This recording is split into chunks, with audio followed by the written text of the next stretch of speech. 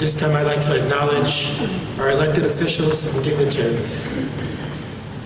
Starting first with our mayor of our city, lovely Warren, Congressman Joe Morelli, County Executive Cheryl D'Onofrio, Senator Rich Funke, District Attorney Sandra Dorley, County Clerk Adam Bello, our Chamber of Commerce President Bob Duffy, our City Council President Loretta Scott and members of City Council, our Mayor's Senior Management Team, our Drayton Supervisor Bill Molly, our Locust Club President Mike Mazzio, our Sheriff Todd Baxter, and many other law enforcement leaders.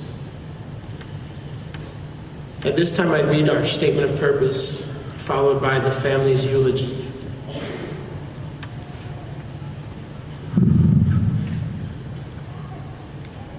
It has been written that nothing of gold can stay. Manny Ortiz makes me think of gold for a few reasons. First was his golden smile. You all know what I'm talking about. The pearly whites. He had a smile that both lit up a room and that filled it with warmth and came from his soul. Next was Manny's golden heart. He had a heart of gold, which he showed to all he knew. He shared his heart with the youth of our city and the elderly, our older generation, during events like the Hispanic Heritage Month, as he would dance with our elderly as well. He was a great dancer, by the way.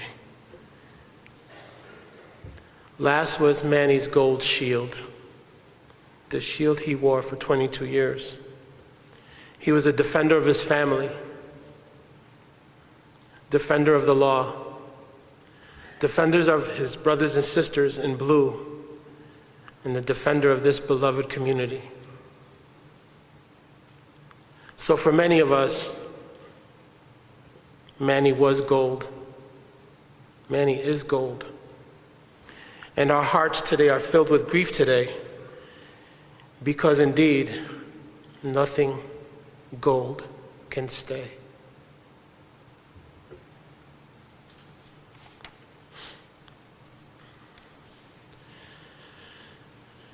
Manny Ortiz, he had numerous nicknames for many.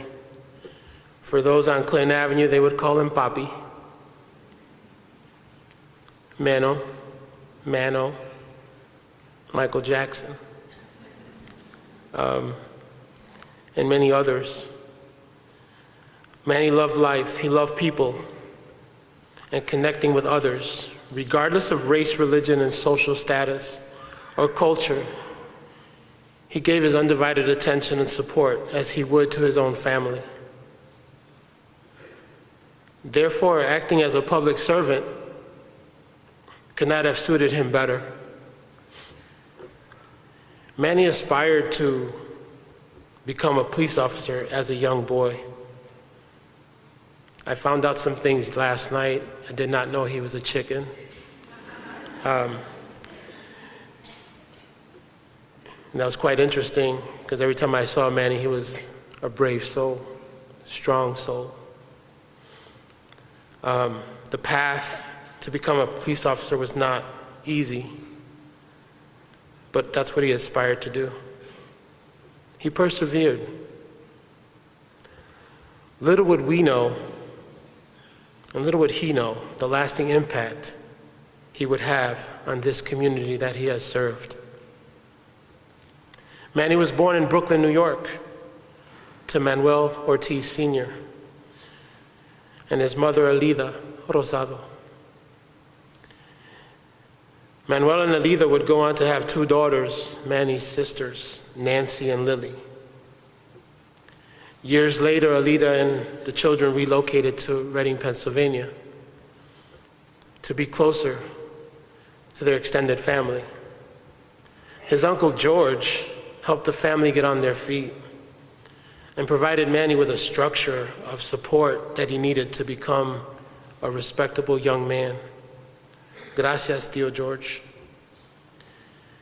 In 1977, Alita and the family moved to Rochester, New York, where they have called home for the next 42 years.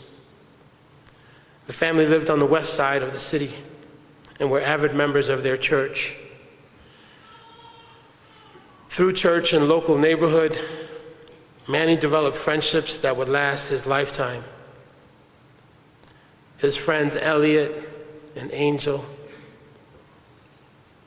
and some of us later on, but they created a bond stronger than a friendship. It was a brotherhood. He knew no matter what, they had his back, and he had theirs. Manny graduated from Jefferson High School in 1985. School did not come easy to him, but he still gave it 100%. For those of you that knew Manny in high school, probably recall a kid who thought he was a badass, when in fact, Manny knew if he got himself in a bind, his friends were there to back him up.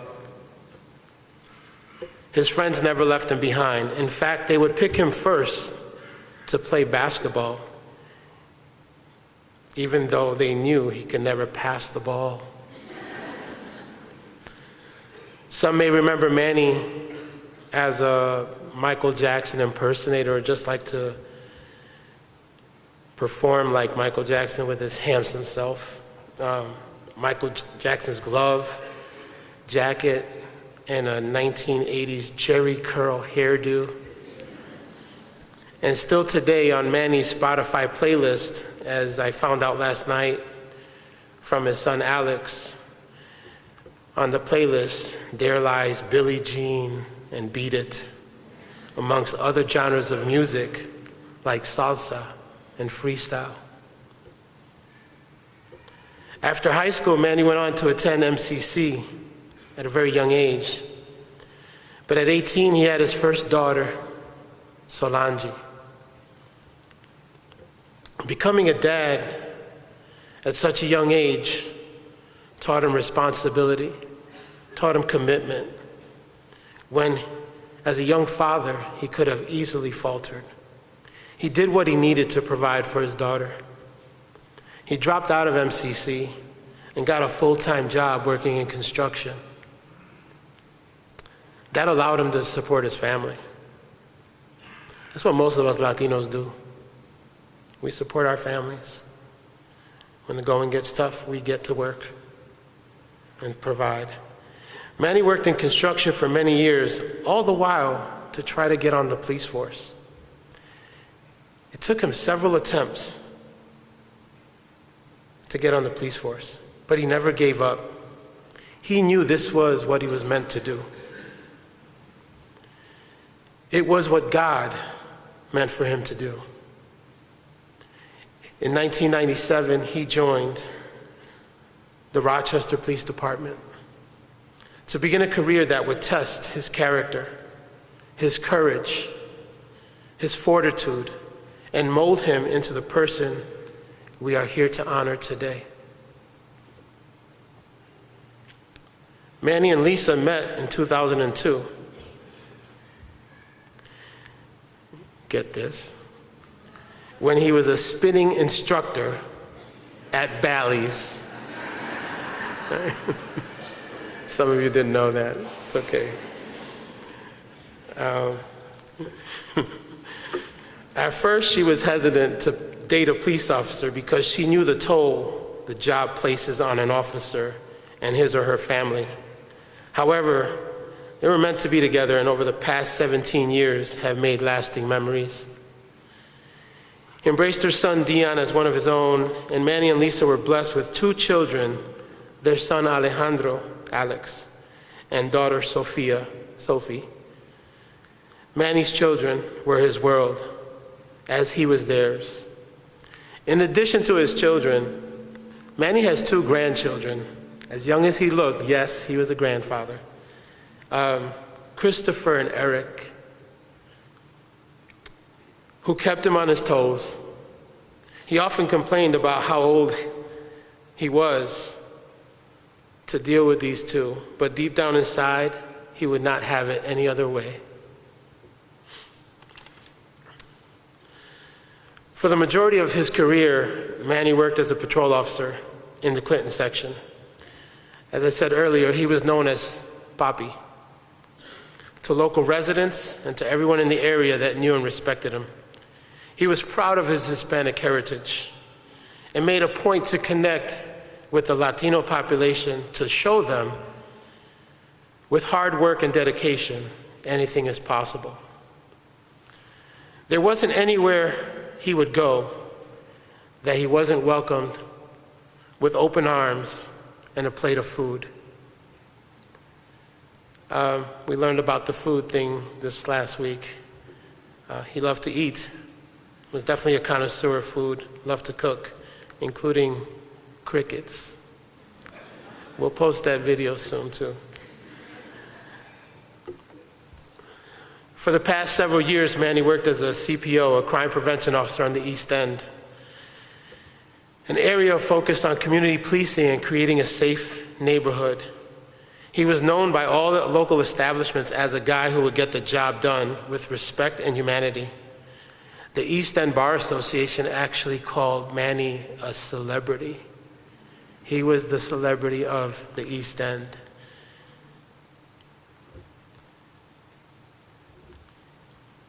Excuse me. He was known to get the job done with respect. Manny had a few regrets in life, but two. He regretted never going into the military. And secondly, not completing his bachelor's degree. While the military was out of the question, he's now 52 years old, so. But he decided he wanted to complete his degree. Not only as a personal accomplishment, but to do better, to position himself for life after RPD.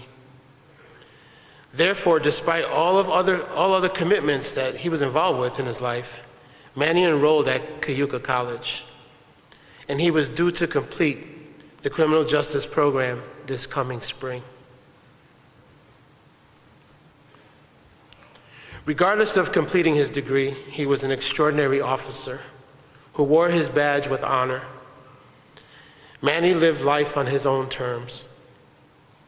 He loved making connections with people and also connecting people with each other. There's a few of you that know each other right now because Manny introduced you to that person.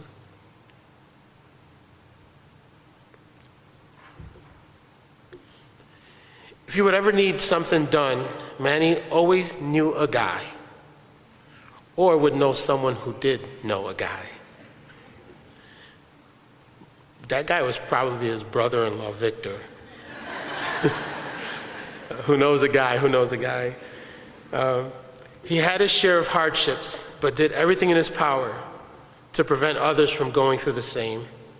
As you look around the room today, we are all connected in some way or another by one man, Manny Ortiz. That is pretty remarkable. Manny, as you look down on us today, please be proud. You accomplished everything you set out to do.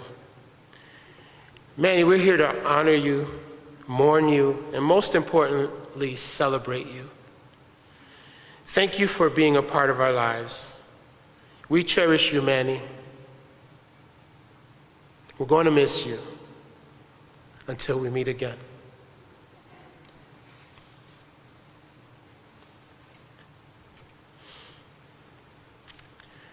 At this time, I would like to introduce our mayor of the city of Rochester, Lovely Warren.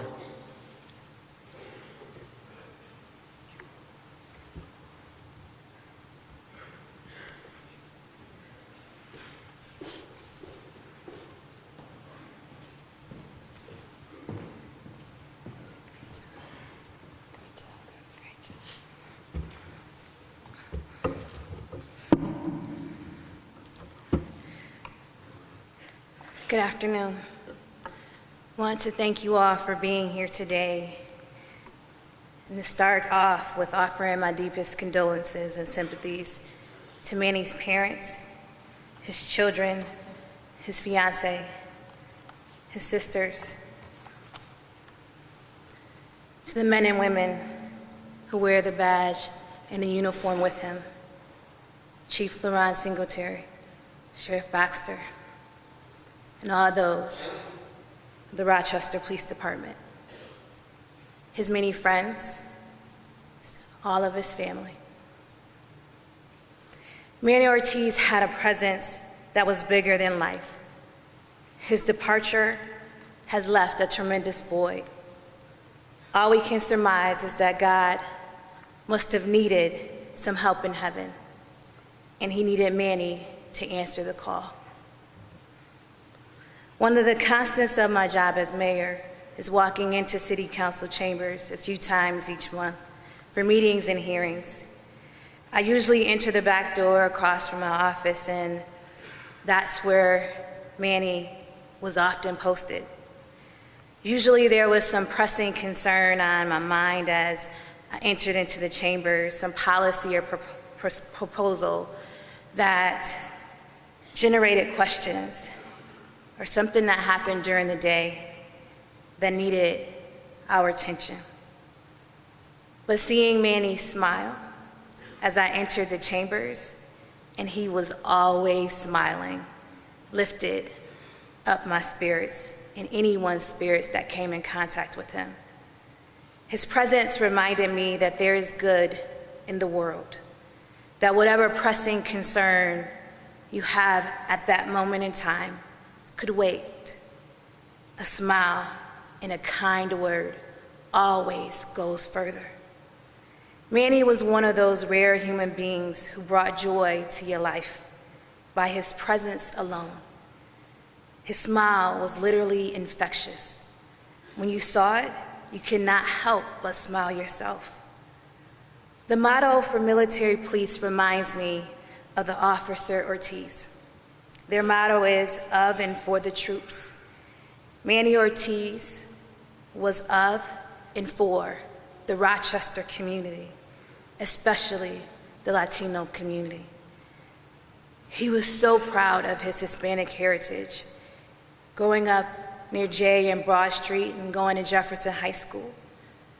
While he was not a formal member of the City Hall Hispanic Heritage Committee, he was always available to them each year to lend a hand or do whatever he could to make sure that all of the events ran smoothly. He even promised me at the Tito Rojas concert this year that he would teach me how to do salsa because I was doing it wrong.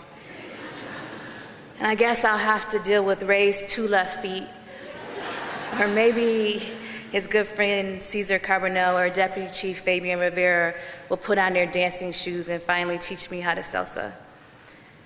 I definitely know that he probably would be smiling down and say, "Please sit down, you guys are doing it wrong." No matter the ask, though, Manny has always been there. And I know this upcoming year's celebration will not be the same without him. As a Rochester police officer, he served our community in the Community Affairs Bureau. He was a very personification of community policing. With 22 years of service, he had enough seniority to work any shift he wanted, but he chose to work nights and weekends because that's when the community gathered. He worked the bar detail in places like the East End and the St. Paul corridor, where all the young people were out enjoying the night, where anything could happen. But in the middle of all of that, in the hustle and bustle, was our calming spirit, that calming spirit of Officer Manny Ortiz, keeping everyone safe. He put truth to the words of St. Francis, who said, "Nothing is so strong as gentleness, nothing so gentle as real strength." He's gone too soon, and our hearts are broken. But we can find solace in the fact that his legacy will live on forever in the officers that he worked with and trained, the community that he served, and the family that he left behind. His smile will forever be with us. I want to thank his family for sharing him with us, and on behalf of the citizens of Rochester, I would like to present you with the highest honor a mayor can bestow upon one of its citizens, the key to the city, to honor his service and to preserve his legacy for generations to come. May God bless you all. Rest in peace, Manny Ortiz.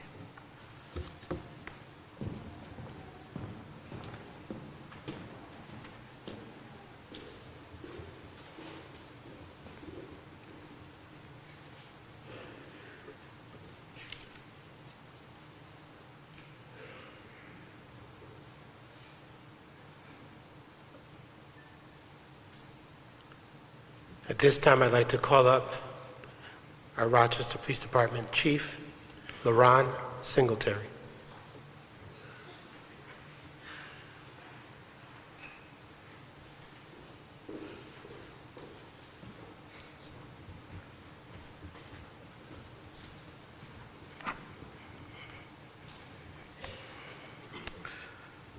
Good morning. Wow, look at, if you take a second and take a look back at all the people that are in this room to celebrate Manny's life.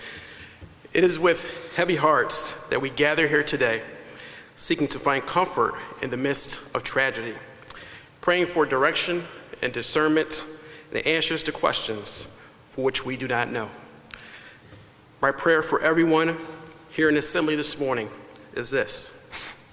Dear Lord in heaven, I send up a special prayer this morning, asking that your hands and heart of compassion touch each and every one gathered here today as the city goes through a great loss of a great soldier who loved your people. I know that the angels in heaven are rejoicing for such an honorable man who has gone home to be with the Lord. Please comfort us all as we take hold of his legacy and live the life that he did. Thank you, Lord. We will never forget him. Amen. Through faith, we are taught that our higher being makes no mistakes. There are things in life for which we cannot explain. For the things we cannot explain, we turn toward the Serenity Prayer that says, God, grant me the serenity to accept the things I cannot change, the courage to change the things I can, and the wisdom to know the difference. In the midst of a tragedy, we shall find a source of strength. The source of strength may lie within each other. Members of the community, distinguished guests, colleagues, and the honored family of Manny Ortiz, we are at a memorial service, but throughout this service, we will have a celebration of life. A celebration of life for our brother, Officer Manny Ortiz. It is not how you died, but how you lived, which defines the measure of a man. And Manny lived a life that was full of love, full of service, and respect for his family and fellow citizens. Through the various orators that will come before us today, we will come to know that Manny was a father, a brother, mentor, servant, student, instructor, and a man of faith. Manny was a cop's cop. He was the people's cop. Manny relentlessly served his community and would go above and beyond for anyone in it. Manny impacted a lot of people during his 22-year career with the Rochester Police Department. Manny impacted an entire city and beyond. This week, I learned that Manny impacted a young man by the name of Giovanni Ortiz, his cousin. It was told to me that Manny's influence was so great on Giovanni that Giovanni decided to enter into the field of law enforcement and is now a state trooper with the Pennsylvania State Police. Giovanni traveled from Pennsylvania to be here with us today to celebrate Manny's life, along with a few of his colleagues from the Pennsylvania State Police. From the balloon release last night at Jefferson High School to neighbors in the Wadsworth Square community holding a pack-tack walk in Manny's honor, To Manny's close neighbors lighting up their homes in blue, Manny was loved. The city of Rochester skyline was lit in blue, and so was the Greater Rochester International Airport.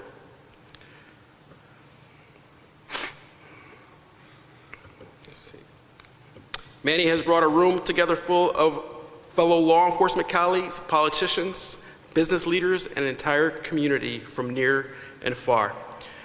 It takes a special kind of person to do this type of work.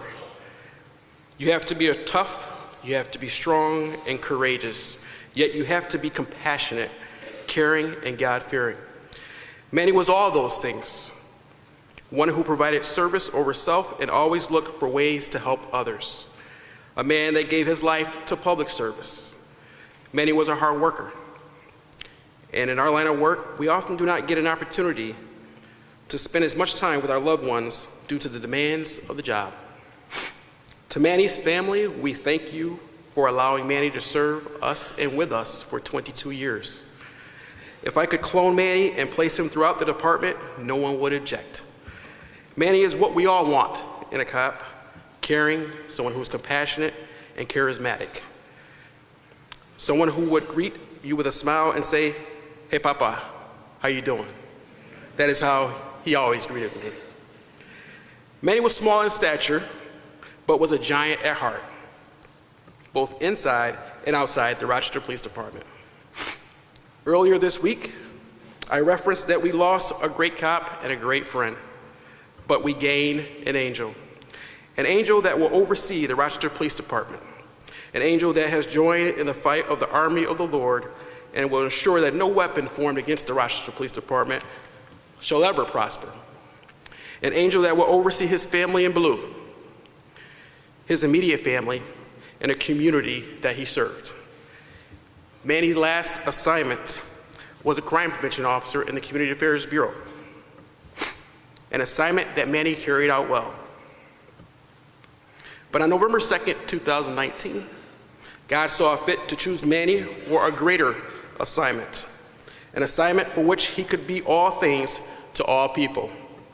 He assigned him to heaven with wings on his back and gave him a charge for which he must carry 24/7 to be our guardian angel.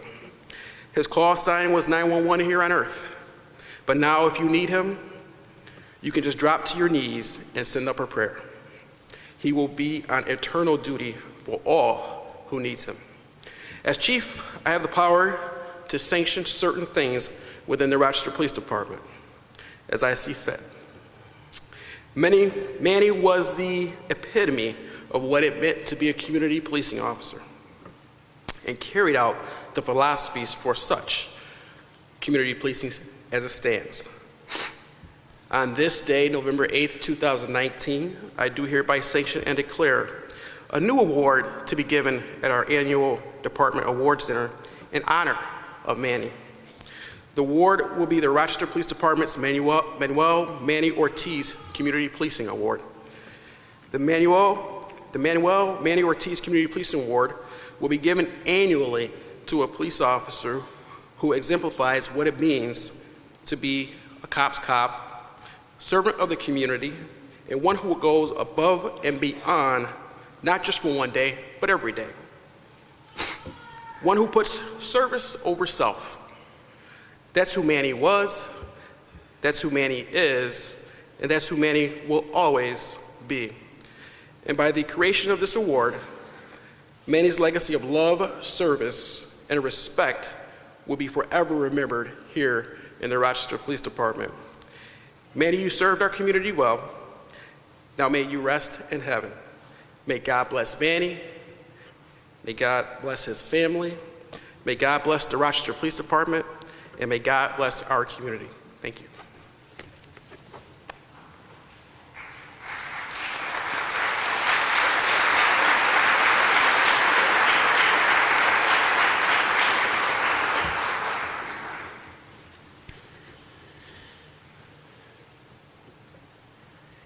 At this time, I'd like to call up Evelyn Martinez Nobrega from Black Hawk Security and Investigations.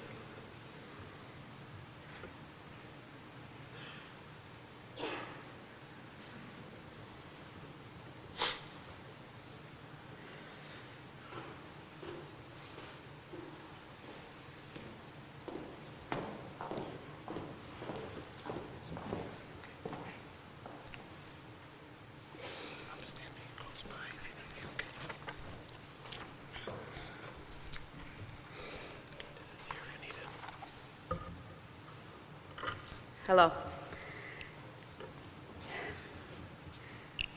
My name is Evelyn Martinez Nobrega, and I'm humbled to have been given the opportunity to share a few words with you about my dear friend, Manny Ortiz. When contemplating what I would share with all of you today, I knew that I am but one of many people whose life Manny impacted in a profound and positive way. Those stories that have poured in speak to how he made others believe in themselves, how he was able to lift the spirit of those who needed it, and how he could light up a room with his beautiful smile. Those stories help to confirm that we all know to be true of Manny. Manny was just not my friend, he was my brother. You see, 18 years ago, I lost my brother, Officer Edwin Martinez. It was the most difficult moment in my life. For those of us who have gone through this experience, it's an extremely difficult one. Siblings have a shared experience, a unique bond. Your sibling knows you before you were you.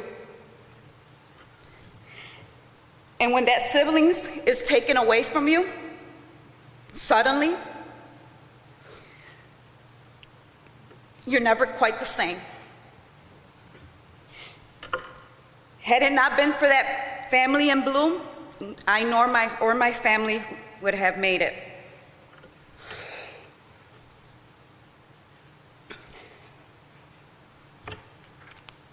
I'm sorry.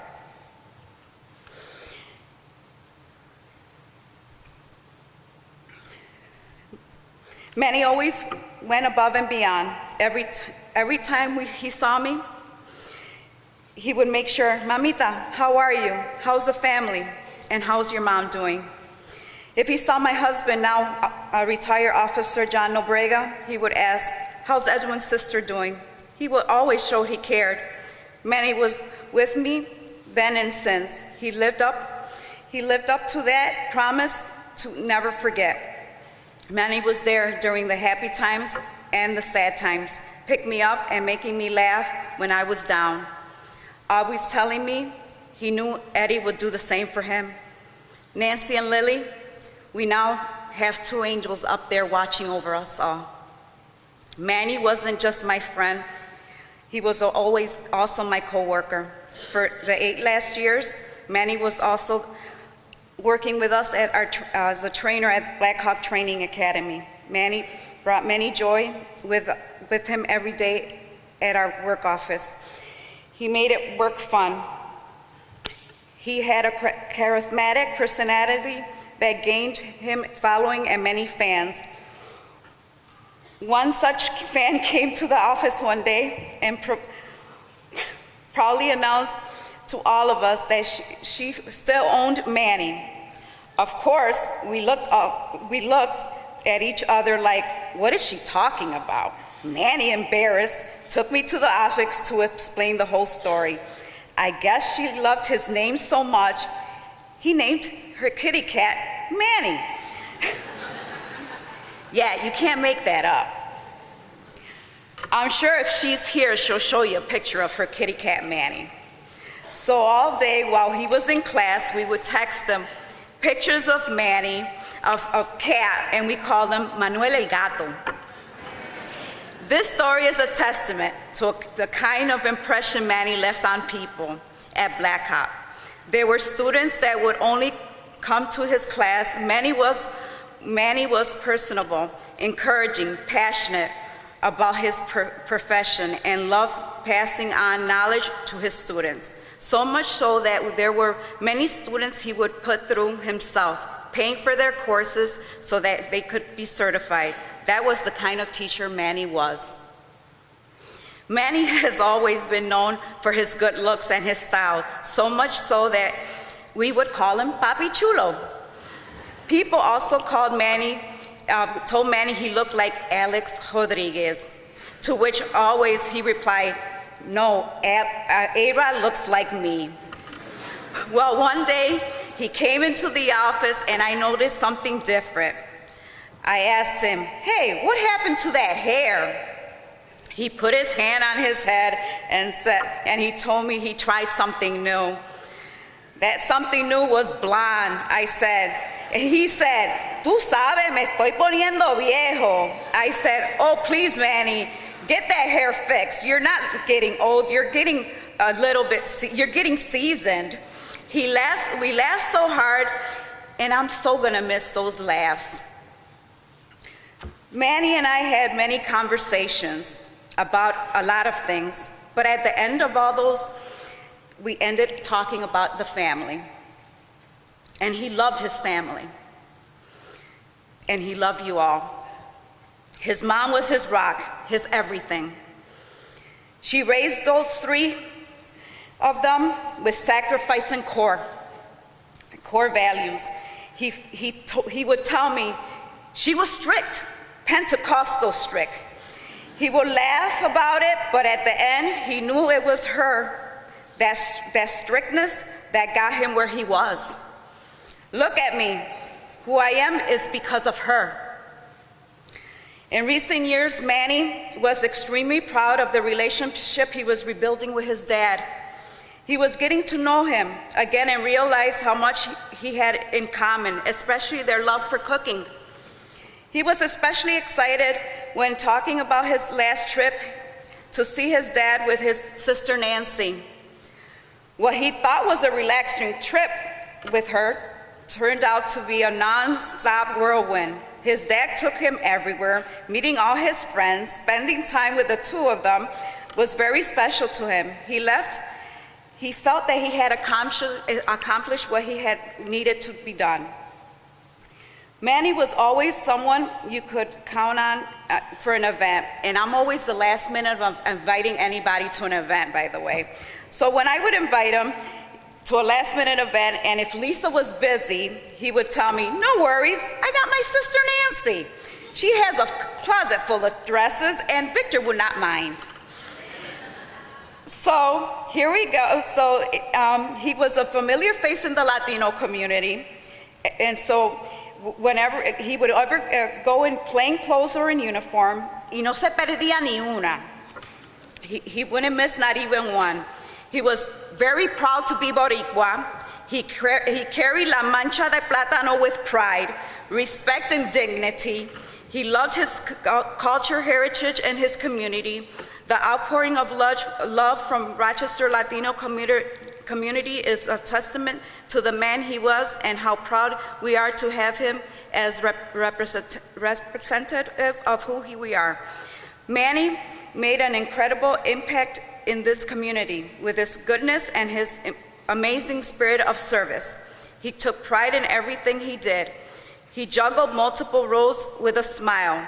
He was the people's cop, a friend, a trainer, a chef, a fiancé, a brother, a son, a father. He will be deeply missed. I would like to thank the first responders who came running to assist, and especially all those amazing citizens who tried desperately to help him. We are comforting knowing that he was not alone. I thank God for that. Lastly, I would like to say, Lisa, thank you for being understanding when you had to share him with so many. Solange, Alex, Sophia, Sophie, always remember your dad loved you so much. If you look around, all these people here are now part of your family. You're not alone. Nancy, Lily, thank you for sharing your brother with me.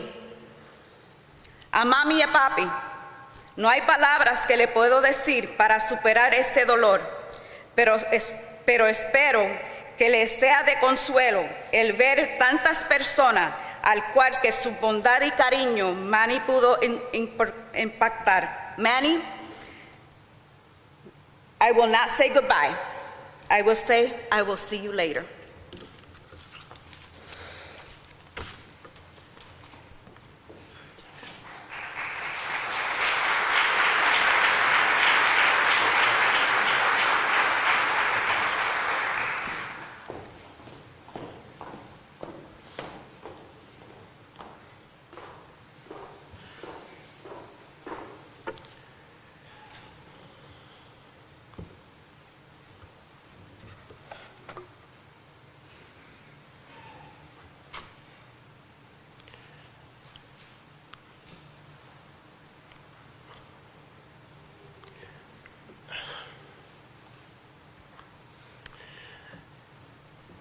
This last week, I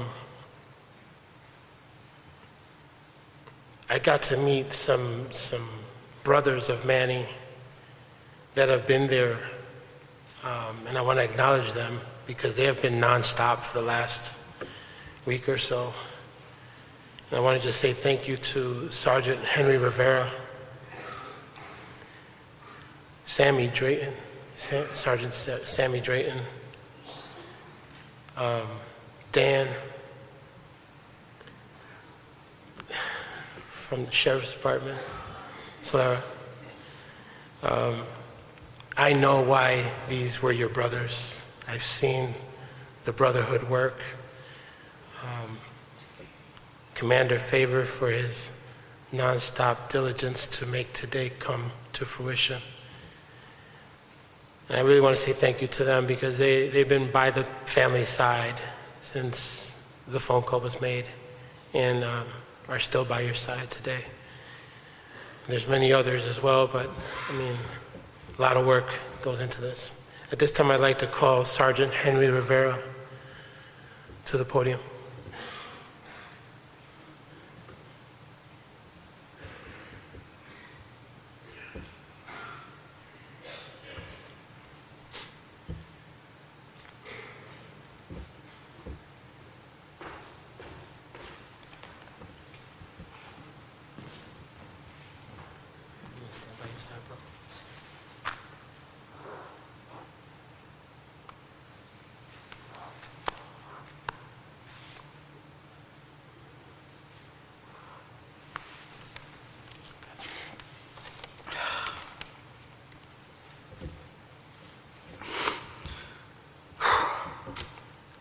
Over the last few days,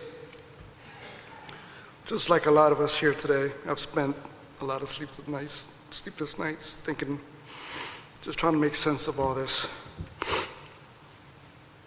I never came up with an answer.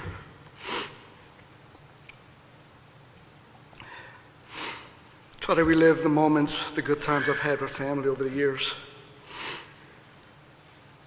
I knew I wanted to speak today early on.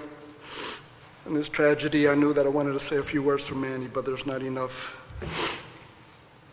words in the vocabulary to describe what a great man he was. I met Manny about 24 years ago. I'm a transplant from Pennsylvania. My wife's from here, and she's been a friend of the family for the past 30 years.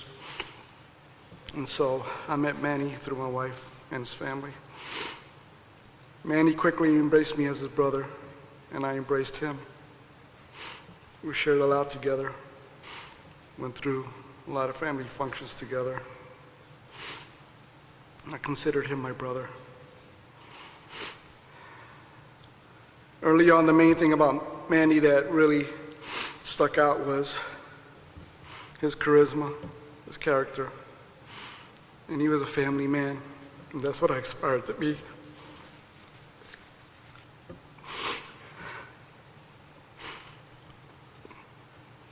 I wanted to be the same father that he was to his children.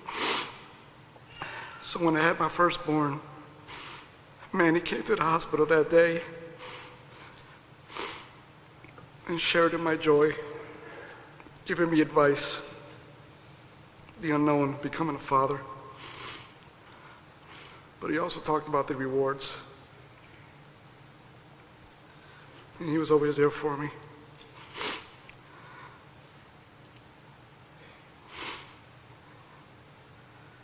Manny and I shared the same dreams of becoming police officers. And so it was fate that we ended up in the same academy class. We both were in awe of being there. And I'm happy that he was there with me. It made the experience that much greater.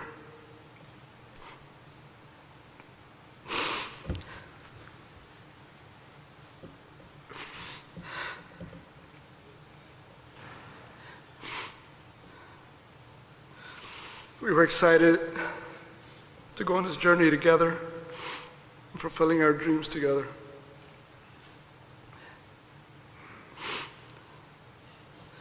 But he made the academy a great experience. because those of you who really knew Manny knew his humor, his laughter. He was always smiling. Manny loved to laugh, and if you got him going, he couldn't control it. It was uncontrollable laughter. And I exploited that throughout the academy. I took advantage of that. Because just like Manny, I also like clowning around at times. We both had our serious side, but most of the time you saw a funny side, or a stupid side. And so I would get him going in the academy. And in the academy, as great as Manny was, he was also the shining object. Todd Baxter and Brad Parker can attest to that. They were our class counselors. So Manny had his uncontrollable laughter, so if you got him going, he couldn't stop. So in the academy, he would laugh at my stupid antics. I would whisper jokes at him in the middle of class, and he would disrupt the class with his laughter, often getting himself into trouble, and he paid the price. He would get mad at me for making him laugh, but I loved to see him laugh, and I took pleasure in that. So throughout the years, 22 years that we were police officers together, he would constantly remind me of all the trouble I got him in the academy for making him laugh. And I accepted that blame with honor. He used to spend a lot of time with me in my apartment at the time, out in Webster, when I was going to the academy. And he would hold these study sessions, which was really nothing more than just drinking pizza and drinking adult beverages. And during one of those sessions, he discovered that I owned a set of hair clippers. And it's ironic that Evelyn should mention his hair because he was about his looks. But Manny was also a cheap man. He didn't want to spend the money on a good haircut.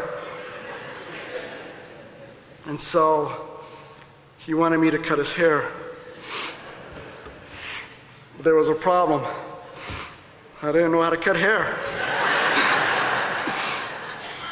I told Manny I only used it to trim the back of my neck, in an emergency if I didn't have time to go to the barber shop. But he was he was trustworthy, and he expected the same from his close friends. So he was very persistent, wanting me to cut his hair. I gladly gave in. And so I remember the apartment had a small bathroom, and I would sit him in a chair facing the mirror in the bathroom, and I'd start cutting his hair. And I couldn't get past maybe a minute into the haircut where every minute he would stand up and inspect what I was doing to him. He would point out the flaws, and he would talk me through the haircut. So it was like on-the-job training. And they never came out right. But he kept coming back.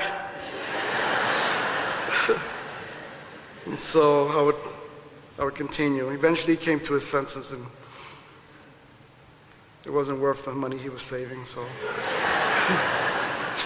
he's got himself a barber. But that's the man he was. He trusted his friends, and he expected that. When we were in the academy,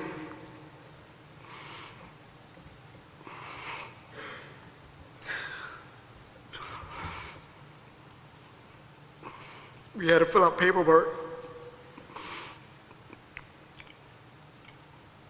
on who we wanted to represent us should anything happen to us. He chose me.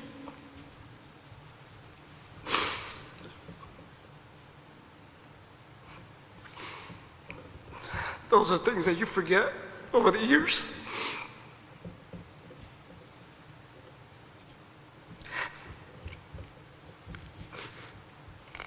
wasn't until I got that phone call a few days ago that I was called to task.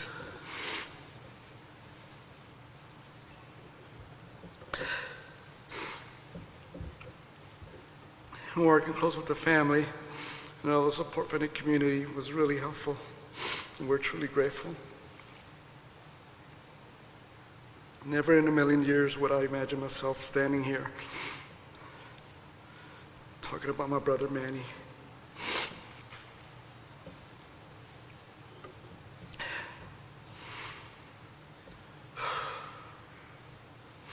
To Lily and Nancy,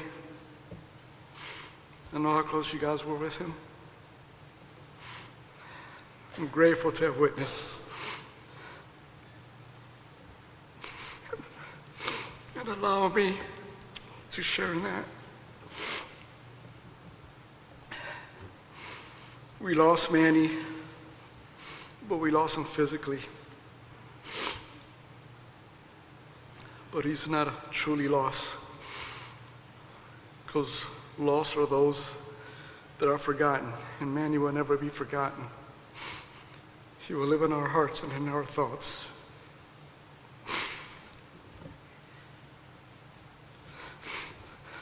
I love you guys very much. And I love you, Manny. God bless you.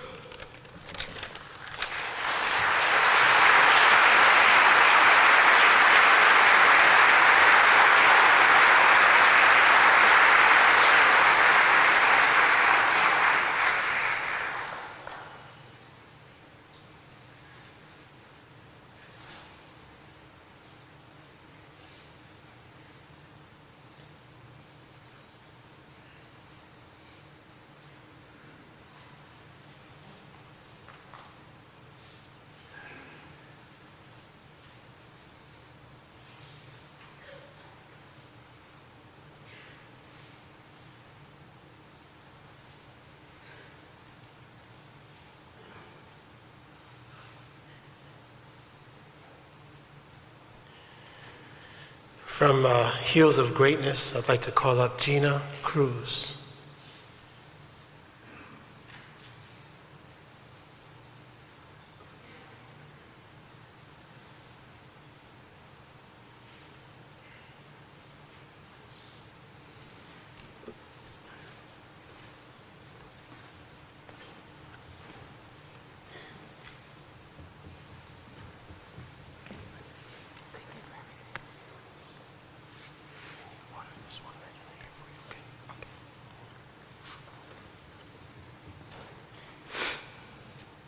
First and foremost, I give honor to God.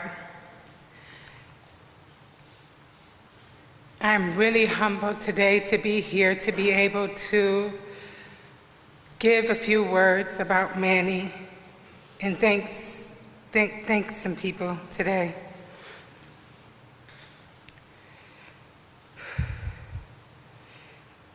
Cesar Chavez once said, once social change begins, it cannot be reversed. You cannot humiliate the person who feels pride. You cannot oppress the people who are not afraid anymore. This was Manny. He was so humble. Whenever you seen him, there was a smile. I met Manny at Jefferson High School over 30 years ago, although I'm only 21.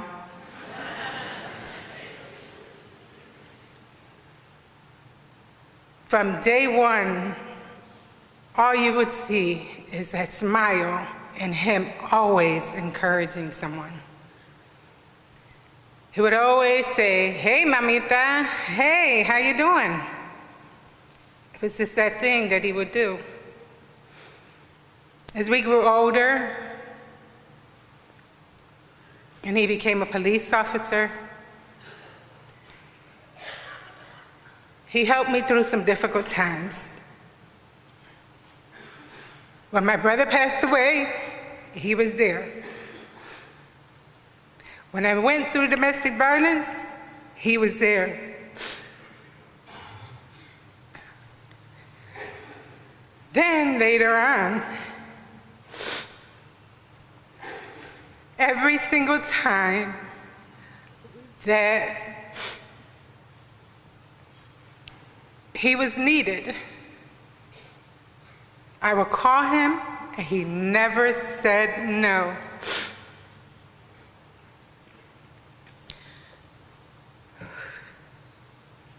I want to give my condolences, my deepest condolences to his fiancée, Lisa. He loved you so much. Every time I seen him, talked about you. To his children, a conversation never ended unless we said something about you as well. His sisters,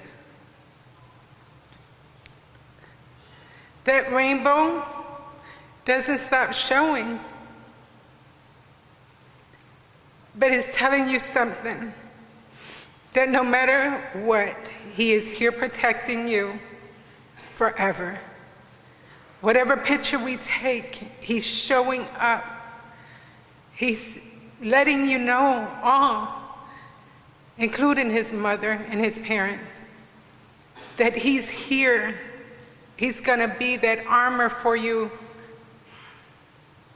But we must trust God in everything, because he's up there with so many, taking charge and smiling,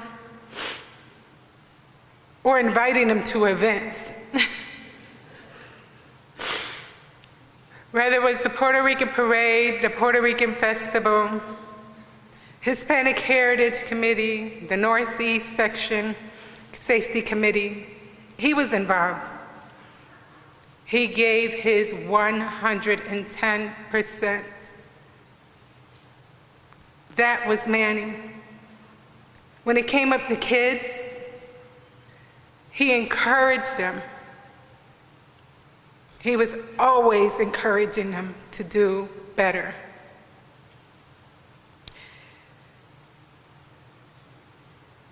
Whenever he dealt with something he couldn't, with a domestic violence case, he would call me and say, "Gina, what do I do?" And I would refer him to, back then it was Alternative for Battered Women, but now it's Willow. Then he started working with the police department and the community department. And it was like, everywhere you went, there was Manny. He loved to work as a police officer. Not only was he a police officer while he was on duty with you, but he also was a police officer protecting all his friends. He protected everyone. Speaking of rainbows, in the Bible, it says in Genesis 9:13, "I set my rainbow in a cloud, and it shall be a sign of my covenant between me and earth. It shall be when I bring a cloud over the earth, that this rainbow shall be seen in a cloud." That is telling us that no matter what, he is here with us, because all those pictures had a rainbow. Whether it was Nancy, Lily, or his mom. When I think of Manny as a man of honor. I broke down his name, Manny. M as a man of honor. A as an armor to his family and so many here. N as never forgotten where he came from, and he will never be forgotten. N for notorious for that beautiful smile that he carried, and a wife for yielding man, because he was always, always there for everyone, submitting to whatever you called him for. Every single January, I would get a phone call. He knew I would start planning for the Father's Day pledge. What do you need me to do? How do you want me to do? Who do you think we're going to get this year? That was Manny. He would give me names of gentlemen in our community that were doing marvelous things. I would always ask him, I need you to speak. He said, no, I'm going to be the police officer. I need you to pick this person or that person, because this person is doing this in the community. And that's who we would call. And they never hesitated to say no. My last text from him was Wednesday to tell me about food and a place that he really, really liked to be at, 809. And anybody that knows Manny know that he loved food. So as I received that text, today I feel bad because when you're so busy,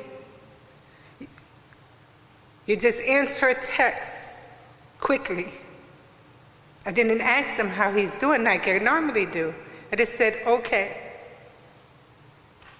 That was my last contact with him. I never knew that would be it. Our busyness, whether it's mine or his, would stop us from telling the people the things that we need to do, or asking people the things we need to ask. So he taught me to make sure I check on people, not just an okay, but just say thank you or ask them how they're doing. When I called restaurants this week, those restaurants, they were all such a great big pour of support. And I want to thank each and every one of you, because you made Wednesday a great day. Whether it was El Pilon, Di Mango, Savoya Bakery, which they even knew what he liked. Okay. You called Cheesy Eddie's, they knew what he liked. They knew he loved carrot cake. I called Sobrinos, they said sancocho.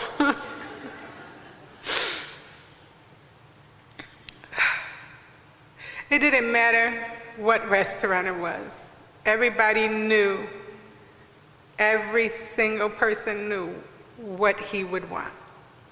And they honored it, they just donated it. So I thank everyone, whether it's Borinquen Bakery or all the other ones that I requested something from. We thank you. And to the family, my deepest condolences to each and every one of you. Manny will never be forgotten. He will always be a part of each and every one of us. In our community, he will be greatly missed. If he was here right now, he would want me to take a selfie with him, because he called me the selfie queen. Okay? But we'll leave all of that for later. Don't mourn him, celebrate him. Because he wouldn't want you mourning, crying, or doing anything. He would want you to be dancing through here. As our mayor said, doing salsa. Or, as Ray said, Michael Jackson style, Billie Jean. So we thank you, everyone, for coming. God bless.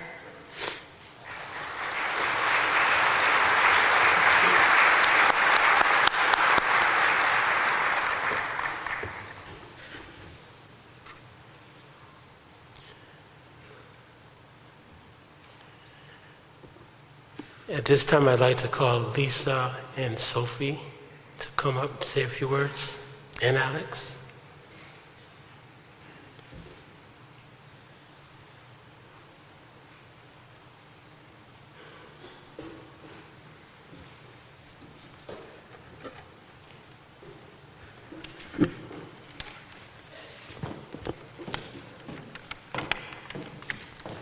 I would just like to thank everyone for coming and for showing your support for my father.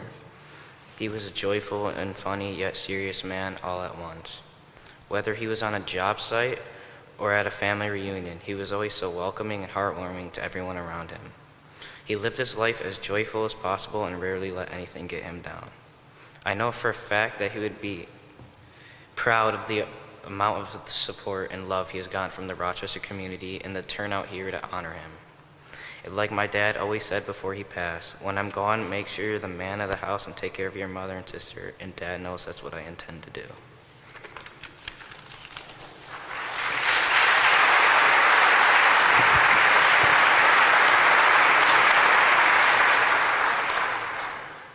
I didn't know my father as a police officer, but I did know him as a father, proud of bringing up his children, all of us.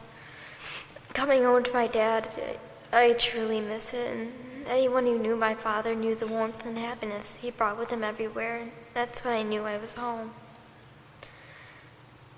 My dad was truly just someone that brought the joyfulness and happiness in any situation, even in hard times. He managed to make me smile. Even a situation like this, I find my dad still making me smile for all that he's bringing to my family and the memories we share.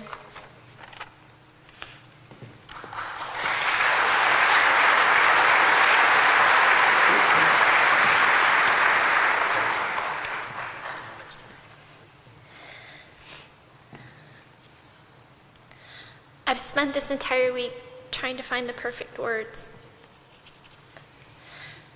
Words that could possibly capture the amount of gratitude me and my family have towards this community. I wanted it to be perfect for Manny. I wanted to make him proud. I don't know what those words are, but I can only tell you what's in my heart. The outpouring of support from friends, family, and the Rochester community is more than we could have ever expected. God bless you and thank you so much. Manny would be humbled and brought to tears by the wonderful stories people have shared and the impact he had on their lives. To his brothers and sisters at RPD, the Sheriff's Office, the county and state, you stand as one. It's been the most amazing and beautiful thing I've ever witnessed.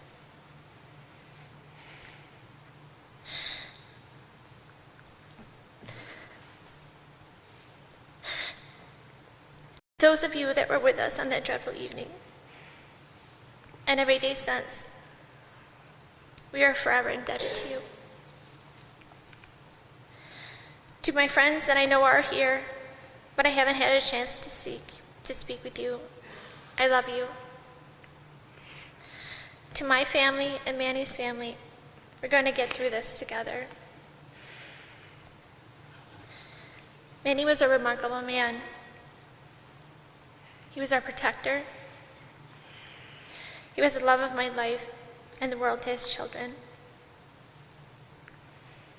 Moving forward, I don't know how we're going to begin to fill the void that he has left. We will honor his life by helping others the way that he did. We miss you, Manny. Be proud of the impact you've made on this earth. We love you.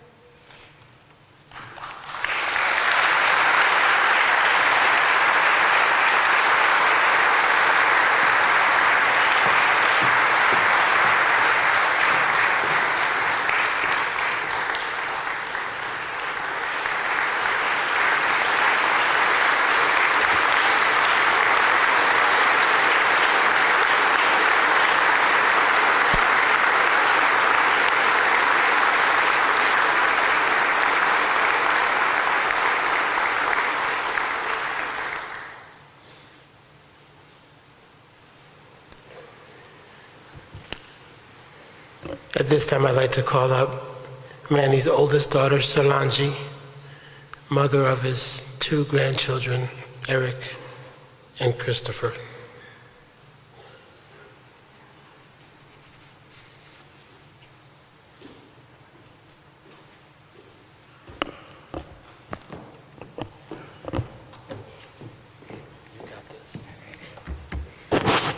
Oh, wow, that was loud. Okay, folks, I'm relatively unscripted. I wanted this to come from the heart. It is really bright up here. So, first things first, I thought about my dad standing in the audience, and on the off chance I tripped on those stairs, he would laugh so hard at me. So, I had that in mind. I didn't trip, thank God. So, on to my notes here. I'm here to assert that a community like ours has not lost Manuel Ortiz.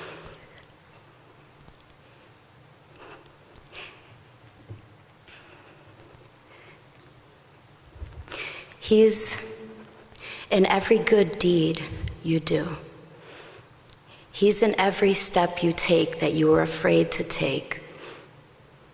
He's in every moment that you feel insecure about your choices, but you move forward anyways.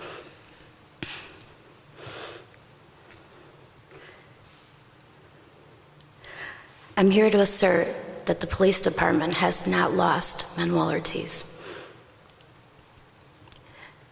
You'd have horrible things that you see on a regular basis, and you're force-fed this idea that you're supposed to be completely functional human beings after this, and you're not. You don't have the luxury of leaving your work at work. Sometimes you see things you just can't leave at work. And then when you can't sleep at night, when you feel guilty about a kid you had to leave behind in a horrible situation after filling out all your documentation, my dad's with you.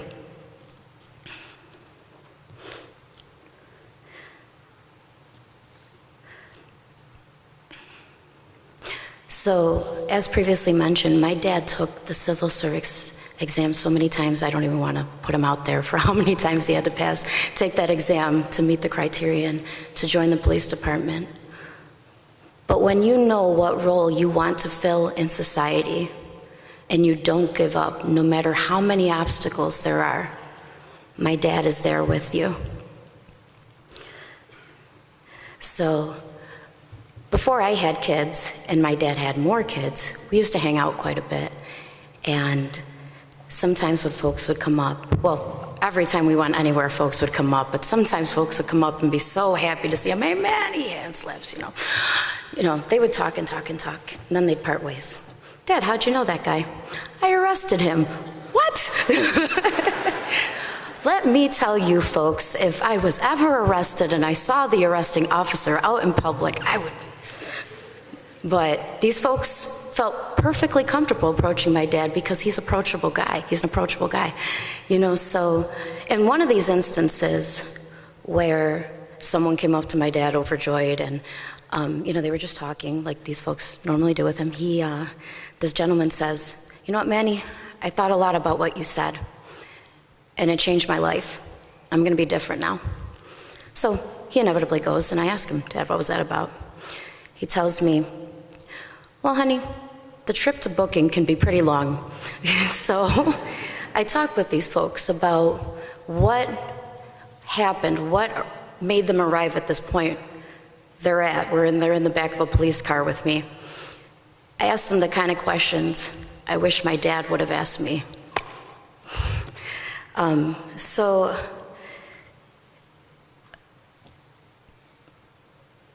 when you're reaching out to folks as police officers that society has put this boundary between you and them, like you guys are the good guys and these are the bad guys, and instead you're crossing that boundary and recognizing they're humans just like you guys, my dad is with you. Last but not least, a daughter never loses a father that's present. My dad, I have not lost him.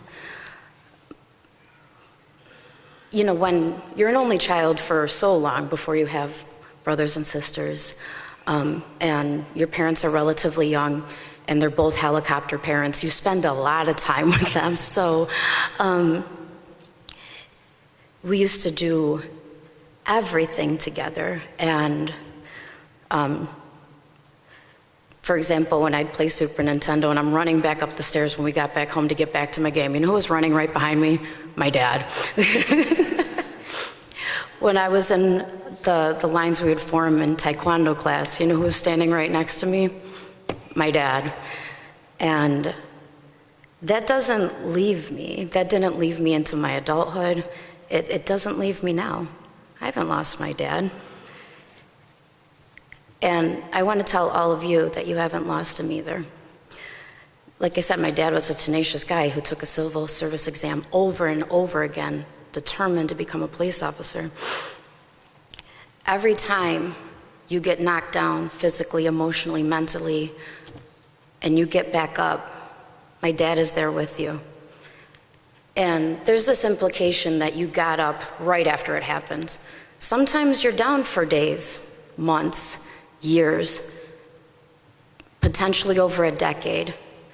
The minute you decide it's never, never too late to get back up, my dad is there with you. So I'm here to assert that no one here has lost my father. We're all family now. Thank you.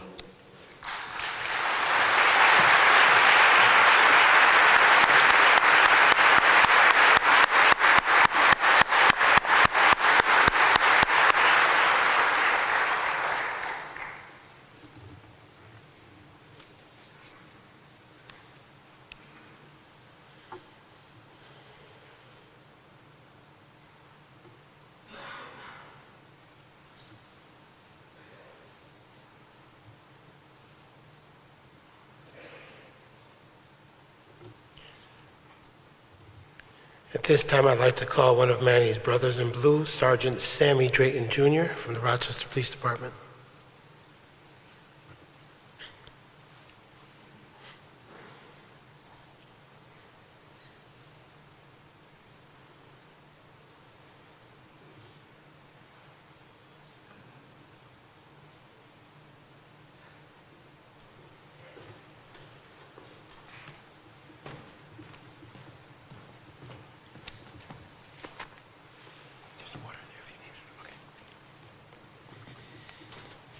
Hello. This was a tough one. This was a body blow. Hit me right in the stomach, knocked me to my knees. And Manny came to me and said, "Get up, Papa. Get your guard up. Get offline. Engage threat." I did just that. I went to my place where I go and I prayed. And my favorite Bible verse came to my thoughts, which was Philippians 4:13. I can do all things through Christ who strengthens me. But I still had questions. Why? And the next thought came to me was, God is good and he knows what he's doing. So that got me through that and allowed me to stand on my feet. I went to Manny and said, I don't know what to say. I don't know what to do. And I think he spoke to me and Ray at the same time because I pretty much almost wrote the same thing down. So you're probably going to hear it again a little bit. So Manny was born in Brooklyn, and he then he moved to Reading, Pennsylvania, to Rochester with his God-fearing mother and his two sisters, who he truly loved and adored. Manny was quick to remind you that his family lived a humble life and a religious lifestyle, which he embraced and cherished later in life. He was very proud to tell you that he once was part owner of a construction company that this often came up when he is explaining how to repair something. You always have to have a Puerto Rican friend. That's what I would say to him. Manny told me that he always wanted to become a police officer and one day decided to pursue his dream. This wasn't an easy task for Manny.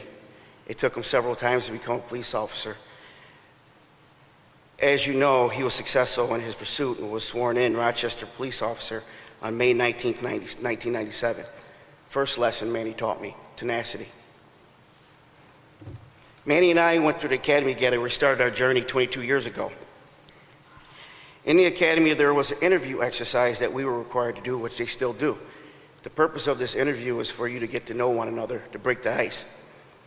Guess who I got to interview? Manny. And he told me everything. His love for martial arts, about his Hispanic heritage, about being part owner of the construction company, his love for fashion, his love for dancing, but especially he made it clear about his love for family and how he was blessed to become a police officer. In the academy, like Henry went to, Manny always got the attention, be it good or be it bad. Let's just put it this way, Murphy Law followed Manny through the academy. So whenever we need to write, we would get these discipline things that we would have to write called specials. None of us had to make up our own. We just went to Manny because he always had a copy on hand that he had already did.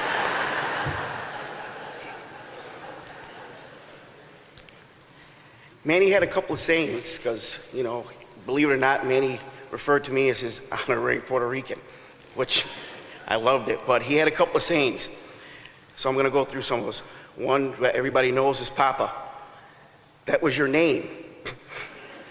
I thought back and I could not remember the time Manny ever called me by my name. It was either hey Papa or okay Papa. The next one was next level. This meant it was better than the rest. Manny often used this term when it came to his passion for cooking and eating. He would get recipes, put his own twist on it, which made it next level. Guess who his food tester was? Bordeaux.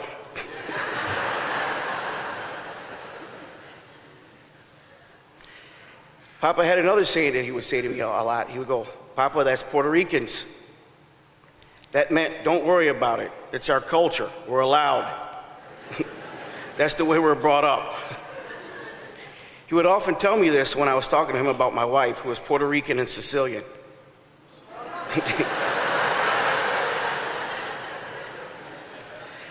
It's funny when Manny didn't understand either, he would say to me, that's odd, Papa. That must be her Sicilian side.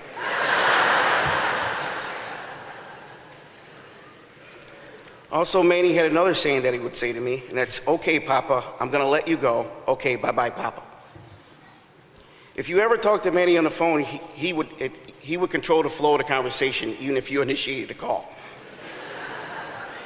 And it would end with, okay, Papa, I'm gonna let you go. Okay, bye-bye, Papa. That's it. Things that I talked Manny into. Manny and I always wanted to be class counselors.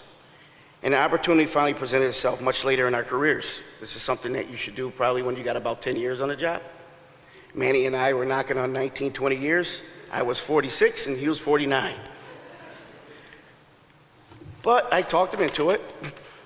I finally convinced him, and he put in for the position. He was selected. And he was extremely excited and proud.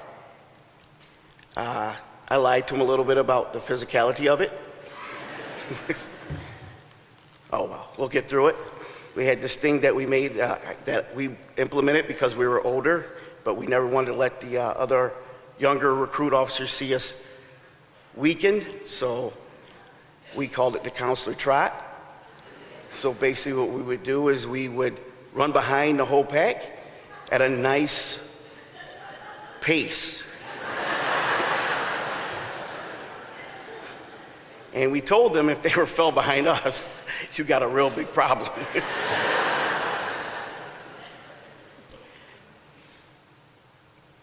I also talked Manny into enrolling in college. While we were class counselors, Manny and I realized that we both expressed the same goal to receive our bachelor's degrees with the hopes of using it later on after RPD. Manny and I were very apprehensive because neither of us had been in school for approximately 20 years.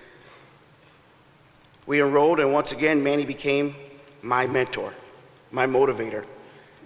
Because I was discouraged sometimes. I had a lot of things on my plate going on when I started this journey to going to school. So if Manny didn't see me do a particular post on time, he would call me and say, what are you doing? I said, this is what I got going on.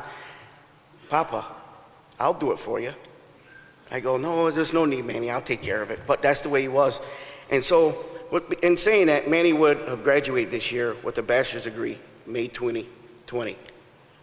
So I'm going to continue because Manny's going to be now talking in my ear all the time when I get discouraged. Some of Manny's passions: love for Hispanic heritage. He never forgot his humble beginnings and religious background, and he wanted to give back to his community. He always said that to me. He always spoke of his mother, keeping him, being very strict with him and making him toe the line. The love for his family. If you were part of Manny's family, either blood or not, you were very lucky. It was explained to me that Manny's family was not a holiday family. And what I mean by that, they didn't just get together on holidays. That they were always together, either physical or by phone. He adored Lisa and his children and his grandchildren, as well as his family, his mothers and his sisters. One of his other ones was loyalty. Manny respected loyalty. If you were his family or friend, he had your back to the end, even if it affected him adversely. Manny was a cheerleader. I've heard over the week that Manny was a very big cheerleader to a lot of people and a motivator. And this statement is true. If he liked you and believed in what you are trying to accomplish, he would bend over backwards to help you reach your goal. Manny was one of my biggest cheerleaders and motivators outside of my immediate family. For instance, when I got promoted, I believe Manny was actually more proud of me than I was myself. He was the first person that I received a call from, and then when he saw me, he hugged me and said, "At least one of us made it." That's the type he was, type of person. He didn't care about himself, he cared about you. I was very lucky to have Manny in my life. He taught me to never give up, have self-respect, and the importance of true friendship and family. Manny will be truly missed in my life, but he will always have my 6. With that being said, to the family, I will always have your 6. A lot of people don't know this, but I always wanted a big brother. And I prayed for it. And there's Manny. So I thank him for that. In closing, as Manny would say at the end of our phone conversations, "Okay, Papa, I'm going to let you go. Bye-bye, Papa."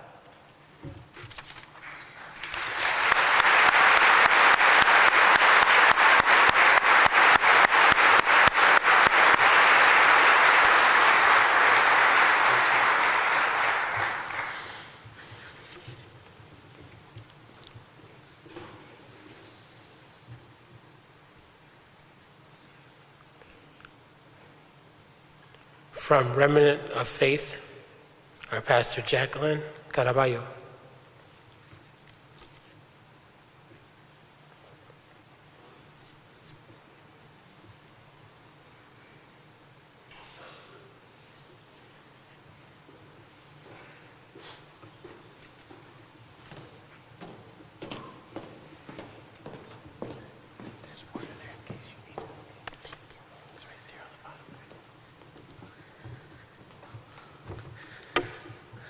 I am the white sheep of the family.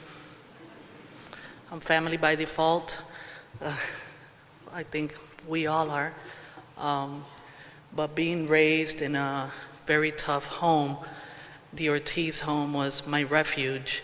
Those ham and cheese sandwiches, I'll never forget. Amen. And so when they asked me to officiate his service on Wednesday, I felt super honored, and I told Nancy, "Thank you." And she said he wouldn't have wanted it any other way. And so funerals are like the hardest part of the job, but it also helps you to reflect in the amazing people that you come across. And so I was thinking, in such a sad moment, I was reminded of the pearl. The analogy of the pearl is that it is formed, it begins with a speck of dust in the eye of the oyster. It's a speck of dust in the eye of the oyster. And every time the oyster cries, it coats the dust, the speck of dust. And the more the oyster cries, the bigger the speck of dust becomes, thus forming a pearl. So through this pain, it's okay to cry, because the more we cry, we're simply forming beautiful memories, a beautiful jewel, something that we will keep forever. And so every time we cry, remember, all that pain is just forming and reminding you of every person that Manny touched, every life that he touched. And so I refer to scriptures in Romans 8 where it says, "Who will separate us from the love of Christ? Will tribulation or distress or persecution or famine or nakedness or peril or sword? But in all these things we overwhelmingly conquer through him who loved us. For I am convinced that neither death nor life, nor angels, nor principalities, nor things present, nor things to come, nor powers, nor height, nor depth, nor any other created things will be able to separate us from the love of God, which is in Christ Jesus our Lord." For our Spanish-speaking friends, ¿quién nos separará del amor de Cristo? ¿Tribulación o angustia o persecución o hambre o desnudez o peligro o espada? Como está escrito, por causa de ti somos muertos todo el tiempo, somos contados como ovejas de matadero. Y antes en estas cosas somos más que vencedores por medio de aquel que nos amó, por lo cual estoy seguro de que ni la muerte, ni la vida, ni ángeles, ni principados, ni potestades, ni lo presente, ni lo porvenir, ni lo alto, ni lo bajo, ni ninguna otra cosa creada nos podrá separar del amor de Dios que es en Cristo Señor nuestro. Y'all didn't know I could speak Spanish, right? To the Ortiz family, we love you. Manny's never going to be forgotten. Thank you for allowing me to be a part of your family and a part of this day. Thank you.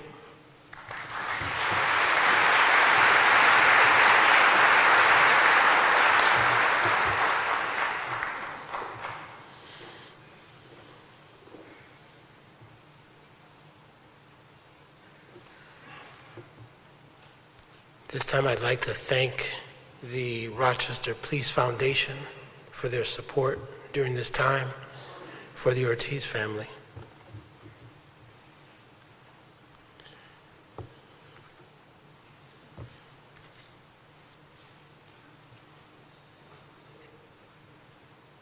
So in closing, I will share with you my last conversation with Manny. And it was October 4th at Rochester Regional Health as we went to go visit a fallen brother, Danny Wright. That was the same night as our Hispanic Heritage Abuelitos event, which Manny was very instrumental providing none other than the food for that event from 809. I'd like to also acknowledge 809, who has committed to putting a mural in front of their business on Lyle Avenue of our brother Manny Ortiz. So thank you, 809. We had tons of food left over, and I said, he had to leave to go have dinner. And of course with Lisa, right?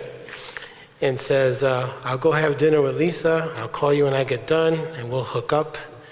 And of course, around 11:45, 12 o'clock at night, we met up at Rochester Regional.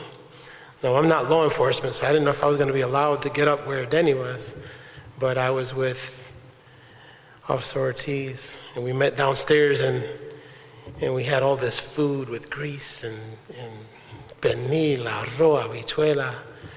And we brought it up to the 4th floor, and he says, let's go upstairs and see Danny. I was like, really? Okay, I'll go with you. And just to see the support, brothers for brothers during their time of traumatizing experiences, to be there for one another is something I've only seen in the military. And it's incredible. But we did that, and we walked downstairs, and we ended up talking about half hour, 45 minutes talking about what we were going to do after the city of Rochester, what we were going to do with our time after we retired. And it was all about family. He was always talking about going on a fishing trip with his current partner, Gio, with the boys. And we were talking about security business and other things that we were just talking about. And he said to me, life is too short. He said life was too short.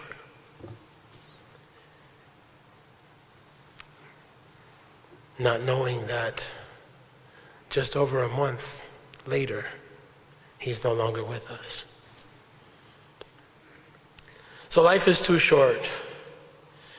As you've hear from many this afternoon, a man as great as Manuel Ortiz will have a lasting impact on us all. I know that I am a better man from having known him, and I hope that I can move his legacy forward. Maya Angelou wrote, "When great trees fall, after a period, peace blooms. Our senses restored. Never to be the same, whisper to us. They existed. They existed. We can be better, for they existed. We all in here are better because you, Manny, were here." God bless.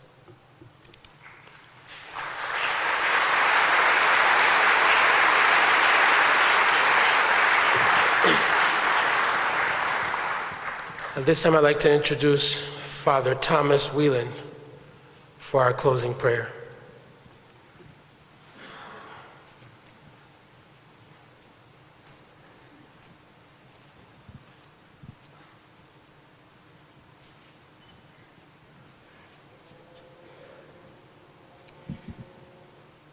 On the program, it says closing prayer. First of all, this will never end. The spirit of Manny is not encapsulated in this event, although it is a tremendous sign of his power, his strength, his love, his goodness. And prayer, we do not understand. For we think the prayer is something ceremonial. We think of prayer as something in which we tell God what we want. We think of prayer as something that we do that is pleasing to God. And that's not prayer. Prayer is what we witness today in this whole ceremony. Prayer is the idea that we are created and put on this earth by God, and that we are judged not by what we do, but how we do it. By your love, you will be known as my disciples. And what we have witnessed today in this ceremony is a ceremony that personifies the love of God. We are all aware of the grief that we have gone through, especially his family, all of them who loved him so much and whom he loved. And yet they came here today to be part of this ceremony, to preach a sermon of love and goodness that continues forever and ever as Manny's spirit invades their family and goes on for generation after generation, as Manny invades the whole concept of the Rochester Police Department and makes them something that is lifted up by his power, by his strength. And that will not end with his death. For a man who is great as Manny does not die, but continues on in the love of the Lord and continues on in the hearts of each one of us. And he will challenge us again and again and again to be better people, to be more filled with love, to be more proud of the fact that God has created us. I know we grieve, but I want to ask you a question. It's a question that we see in a movie that'll come up at Christmas time. What would it have been like if Manny had never been born? How much would we have missed? How little would we have known about life? How we would have never seen that gracious smile. How we would have never recognized the greatness of his culture that he shared with so many. I was just talking to a young woman just recently since he passed, and she told about going to the Puerto Rican festival, and she was impressed by that man who was on the dance floor, a man who smiled and danced and enjoyed his culture and his background and shared it with others. That's the story of Manny. In so many different ways, whether it was a story about his work as police officer, arresting people and having them come back and thank him. Only Manny could do that. Being concerned about those who have been abused and working out to try to get them help. Going far beyond what was called upon as a police officer, but responding what was called upon as a person who cared and loved and did goodness. So I say, this is my prayer. This event, his life, your life, all of you who have been touched by him, inspired by him. I was at his graduation. I saw him, and even then he sparkled. He had that ability to set on fire by his looks, by his smile, by his concern for you and all of us. And that was a prayer. I never got to ride with him, because even in those days, I'd given up riding because of the fact that I wasn't walking too well. In fact, at the graduation, I couldn't make stairs either, so I had to sit down on the floor and scream like I'm doing now. But what is the most important thing? It's not what I say. It's not what you say, although we've heard beautiful, beautiful tributes to a very special and very great man.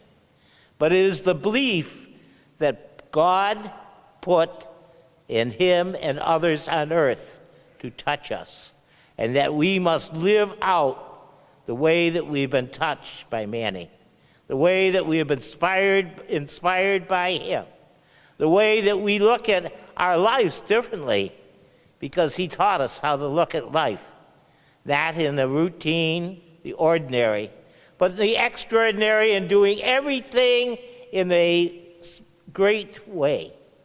Manny never did anything that wasn't great. He worked hard to make every little thing important and touch every life that he came in contact with. That is prayer.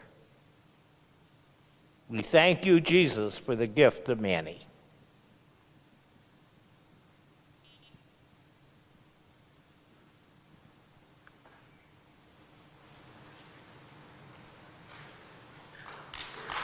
You people were great.